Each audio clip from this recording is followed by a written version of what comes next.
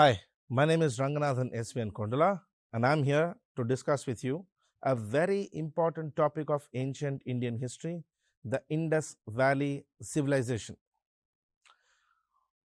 Today, we will give a quick overview of how Indus Valley Civilization was excavated, how it was studied, what are its unique features. We will primarily be using a mind map system of understanding Indus Valley Civilization. See, Indus Valley Civilization is generally considered a Bronze Age civilization. Chalcolithic era. See, Indus Valley Civilization's excavation, its study, its understanding, its features took a lot of time over the years for historians to understand. It remains one of the earliest developed civilizations. Among the civilizational features, a community becoming a full-fledged civilization, Indus Valley was possibly the first. The time period of Indus Valley, we generally give as 2500 BC to some historians go till 1300 BC. This is the maximum. See, remember, since we are dealing with ancient India, the specific years in ancient India, particularly for the ancient periods of Indus Valley or prehistory or proto-historic period, may vary from historian to historian. That is why this period is also generally called proto-history. The reason why we call this as proto-history is, during this period, we have a lot of sources to read, sources to understand, but at the same time, we do not have exact clarity on what it is. Because the literature, the sources of history we are not able to read them, we are not able to deduce or decipher them. At this point, whatever I am saying is essentially historians' understanding and historians' estimation of different Indus Valley features. Now, Indus Valley civilization was discovered by Dr. Daya Ram Sahani. He is credited to be the guy who discovered Indus Valley civilization back in the 1921. In 1921, he discovered a site called Harappa. Then in 1922, Rakhaldas Banerjee excavated a site called MohenjoDaro. The word MohenjoDaro literally means mound of the dead. Mound of the dead basically means like an artificial mountain of skeletons. When Mohenjo-Daro was excavated, there were a series of skeletons which were found in this period, in this region. That's why we called it Mohenjo-Daro. Now remember, the terminology that we give, Harappa, Mohenjo-Daro, is simply our terminology, the terminology which we consider to be Harappa and Mohenjo-Daro. We are not sure if Indus people themselves called it Indus Valley civilization. So overall, from 2500 BC to approximately 1300 BC. And we break down Indus Valley into three periods. Three periods of Indus Valley civilization. Or three phases. The early phase, the mature phase, and the later phase. Now remember, all the sites that you actually study in your textbook, Mohenjo-Daro, Harappa, Rakhi-Gari, Chanhu-Daro, Kovdiji, most of these come from the middle phase. The early phase shows some features of Indus Valley civilization. The later phase show a declined sequence of Indus Valley civilization. Majority of the core features are only observed in the mature phase. Now, that's why the chronology of Indus Valley civilization is given there. 3500 BC to 2600 BC. 3500 BC to 2600 BC, that is the early phase. 2600 BC to 1900 BC, we generally call this middle phase or mature phase. This is where most of the Indus Valley features come from. And then comes the late phase, 1900 BC to approximately 1300 BC. This is where we see a sort of decline in Indus Valley's features. Okay. Now, at the same time, there is one more significant challenge with Indus Valley civilization. What can it be called? Terminology. Total 1450 plus sites. Majority of them based around Indus River. That's the main reason why we call this Indus Valley civilization. But at the same time, this also happens to be around the ancient Saraswati River. The ancient Saraswati River. That is why some historians call it Saraswati civilization. Like for example, Sir John Marshall. John Marshall called it Saraswati civilization. The Saraswati civilization because most of the civilization, most of the area tends to be falling around the Saraswati river system. And modern historians like Romila Thapar, R.S. Sharma even call it 𝗂𝗽𝗱 civilization because Indus Valley settlements majority in India today fall around the 𝗂𝗽 river, the 𝗂𝗃 river. Now if you see in terms of the extent of the civilization, totally 13 lakh square kilometers, approximately 1450 settlements. In the north, Indus Valley's extent goes till Manda in Jammu and Kashmir. In the south, it goes until Daimabad, Maharashtra. In the east, it goes till Alamgirpur near Meerut in UP. And in the west, till Sukhta Gendor of Balochistan. Now, there is one interesting aspect or one interesting information that you need to know.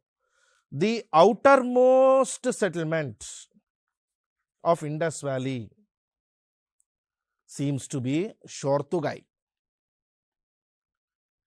𝗧𝗏𝗃 comes almost in the North Afghanistan region. Most probably, recent historians have called 𝗧𝗏𝗃 an outer trade post rather than a settlement. 𝗧𝗏𝗃 was termed as an outer trade post rather than a settlement. In terms of total area, 13 lakh square kilometers or 3.2 million square kilometers.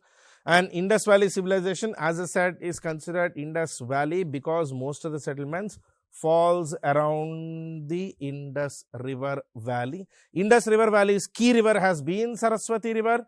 So that's why some of them have ended up calling it Saraswati civilization and few others have called it 𝗂𝗃𝗃 because this river goes like this as 𝗂𝗃 River. 𝗂𝗃 River is one of the feeders of the Ganga Yamuna river system. The river is completely, the settlement is completely named after Indus Valley river system. Okay. Unique feature, its urbanization. Indus Valley has very good urban planning. Indus Valley seems to have had perfect urban planning system. Now, in terms of town planning, most important features of Indus Valley are its town planning.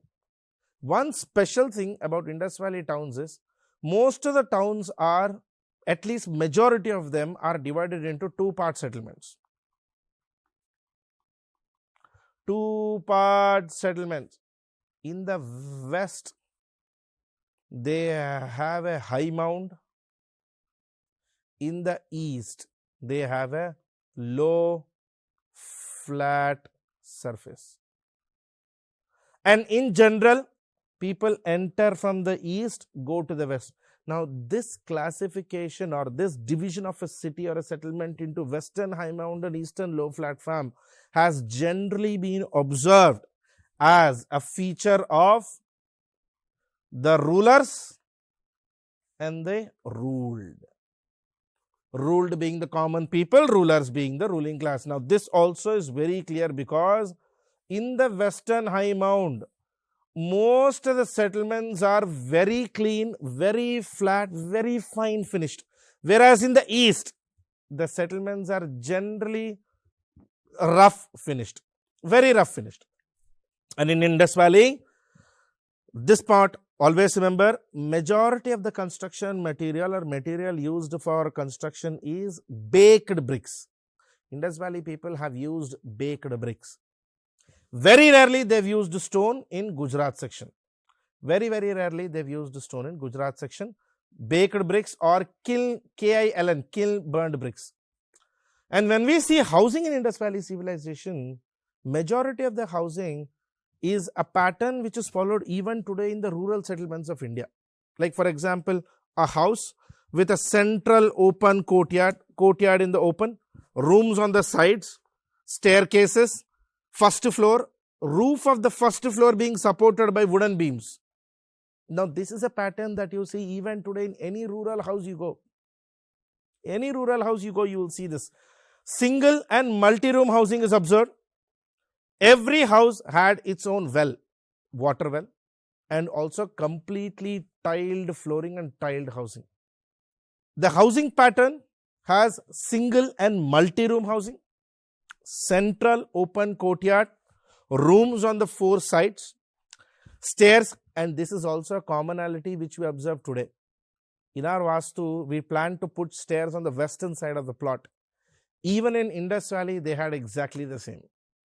There's been a mains question where they say modern architectural features deliver a lot of features or copy a lot of features from Indus Valley civilization. This should be actually your answer. So houses have single room, multi-room. Every house had its own water well, so they were self-sufficient. No two houses had a same common wall. Houses were always divided by at least 5 to 10 feet worth of land in between them, generally called the no man's land. Generally observed as the no man's land. Tiled flooring was observed. Flat terrace was observed in Indus Valley civilization. See, we have this patio roofs like this. This is called patio. This is not observed in Indus Valley civilization. Instead, they have flat roof housing. Flat. Okay.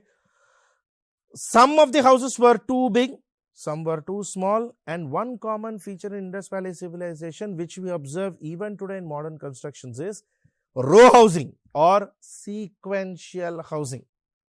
Row housing or sequential housing. Very rarely, but definitely we've seen two-storied houses, houses with two floors, first floor and second floor, and there has also been examples of bathrooms or toilets in the first and second floor. So Indus Valley people also knew about plumbing and hygiene and sanitation. Bath areas were always layered with baked bricks and sealed with gypsum. They used to layer bricks wherever water falls or wherever water happens, baked bricks, and then in between the bricks they layer gypsum. That way it becomes a waterproof sealant. This is a pattern which you observe much later into medieval Indian history also. Even in medieval constructions we used to do gypsum.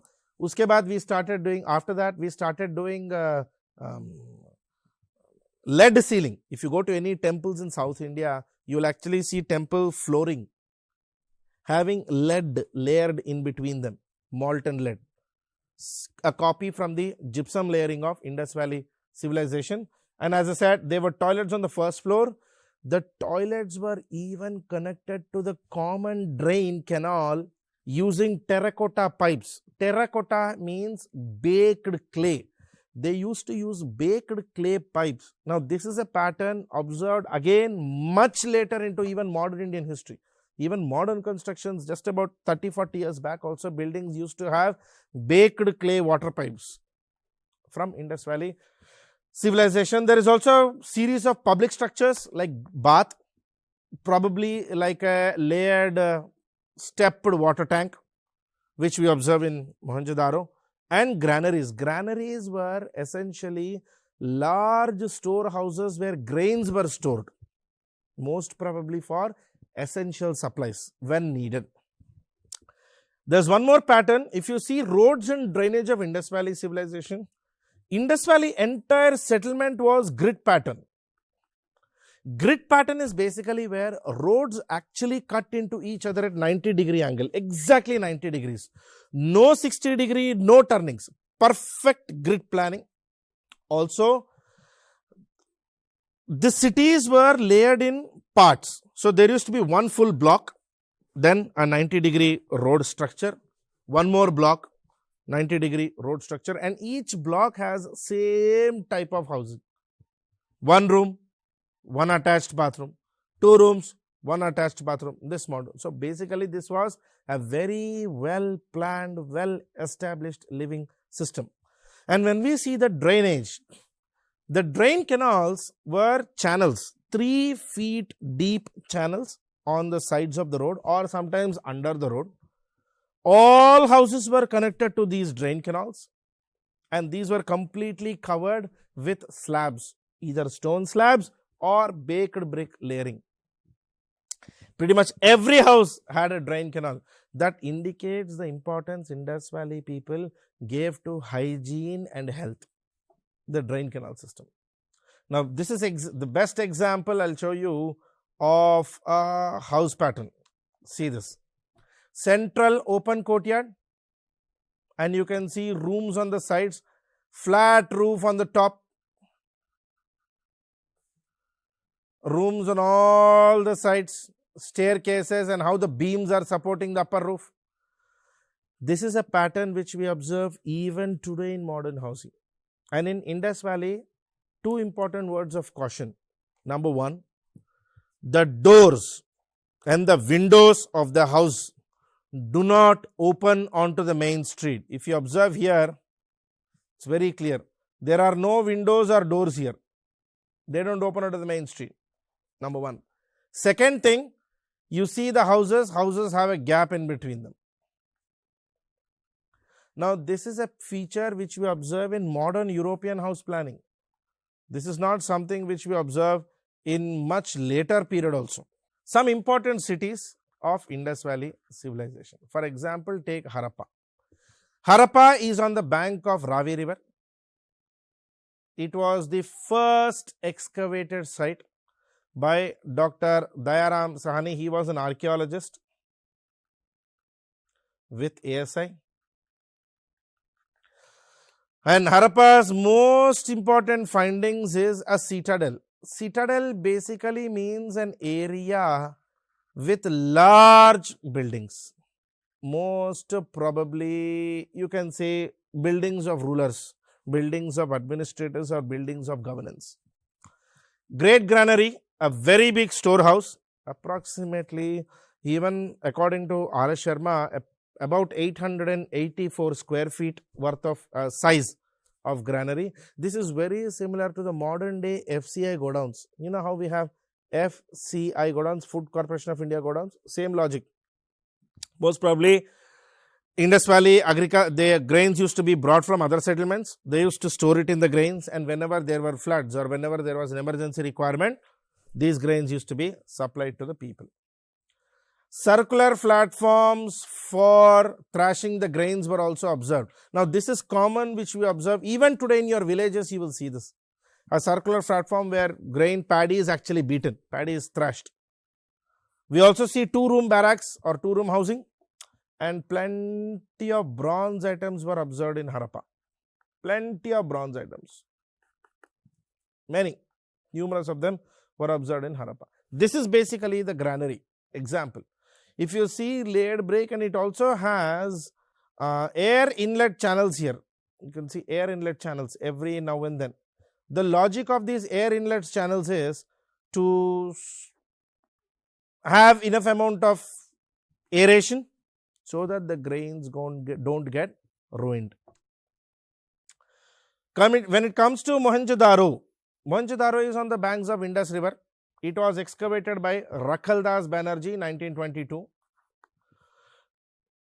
As of now, Mohenjo-Daro is considered the largest excavated Indus Valley site. Fact.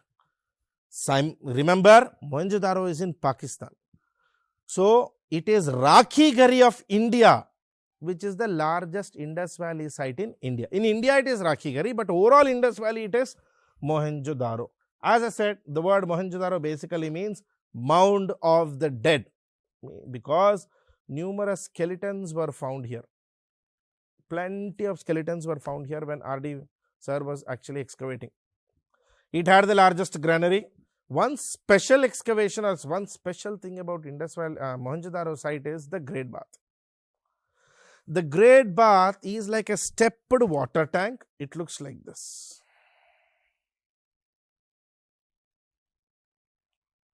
It's a stepped water tank, very similar to how you have stepped water tanks in the temples in South India today. It was layered with bricks, sealed with gypsum, with galleries on top. See, galleries are basically small rooms. These were small rooms on the top. Most probably it is because of galleries that people like Sir John Marshall and R.D. Banerjee said that this great bath might have been for some sort of ritual. That is, people might have been taking a dip in the great bath and go to gallery and do some ritual. Also, the bronze girl dancing statue, bronze dancing girl statue was also observed in Mohenjo-Daro. Mohenjo-Daro is also special for seals. Seals were little blocks, little 2-inch by 2-inch square blocks made of steatite or soapstone. Steatite or soapstone. They have an impression of unicorn. Pasupadi impression. Pasupadinath seal, most popular. It is basically a seal of a yogi sitting in the center with 4 animals on 4 sides. Bull, rhinoceros, buffalo, elephant with 2 antelopes near the legs. Unique Pasupadinath seal, which historians called even proto-Shiva seal. And then the mother goddess seal. This is also something unique to Indus Valley civilization, particularly Mohenjo-Daro. Now, this is what I was meaning by saying grid plan structures. You can see how the entire site is grid structure. This is the western high mount. This is the eastern low platform, Indus River. So, people enter from the east, they go to the west, and entirely it is perfectly grid planned structure. It looks perfect as an Indus Valley plan. Okay. This is an ideal example of Mohenjo-Daro, and this one on top of high mount, the place which is there, this is what we call citadel. The area on top of the mountain, flat thing where everything is fine finished, that is what we call citadel. Okay. Example of great bath in Mohenjo-Daro, stepped water tank. One of the important places in India is Lothal, a city which has been divided into 6 parts. Speciality of Lothal is an artificial dockyard. See, Lothal is actually not on the coast. It is slightly inside in Gujarat. But still, they built a little canal all the way from the sea coast till the settlement with an artificial dockyard of approximately 238 feet deep. Might be mainly for sea trade. See, Indus Valley people used to do extensive amount of trade with Mesopotamians. Plenty of trade with Mesopotamians. We see an observation here. Houses, building, entrance, everything unique if you see is they have direct into the main street. Now, if you observe some time ago, I told you that in general sense, Indus Valley settlements do not have doors or windows onto the main street. Some time ago I said this. Lothal, slight variation. We do see them directly into the main street. And most important findings, rice husk, dockyard, artificial dockyard, and a bead making industry. Beads are like artificial jewelry, a sort of bead making industry observed in IVC settlements, Indus Valley settlements, particularly Lothal. Lothal is currently in our consideration for UNESCO World Heritage Site. Hopefully, we will get it through. Kalibhan, another important site in Rajasthan. The word Kalibhan should basically bring to your mind bangle industry.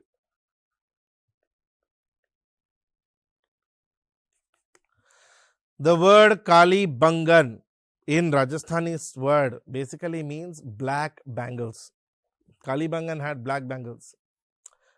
Kalibhan has houses with private wells, complete all houses have private wells. Kalibhan is also the first site to show evidence of furrows. Furrows is basically plowed land channels. Brick platform granaries. Granaries were there in Kalibhan also, but they were built on an artificial brick platform, slightly layered up, and on top of that they built a granary. Camel bones were found in Kalibhan. and no baked bricks or drains in Kalibhan, but rather we see stone constructions as well. We observe stone constructions also in Kalibhan. This year, one unique site which has been in news a lot is 𝗧𝗦𝗔𝗧. Kalibhan is in Rajasthan, 𝗧𝗦𝗔𝗧 is in Gujarat. It's in Gujarat. 𝗧𝗦𝗔𝗧 is a site known for 3 citadels, 3 high mounts with unique water reservoirs, series of check dams actually. Now, historian B.B. Lal even went to the point of saying that possibly 𝗧𝗦𝗔𝗧 used to go through too much of flooding, and because of its consistent problem with flooding, there was an issue. And that's the reason they built so many check dams and series of dams. And 𝗧𝗦𝗔𝗧 also has arched entrances on their streets. Somewhat special and unique. 𝗧𝗦𝗔𝗧 has arched entrances, little arch entrance written on the top. On top of the arch, there used to be something written in gypsum, probably street name, probably name of the local governor or local ruler. We don't know. That part we will never be able to clarify, or we will never be able to exactly guess what was there.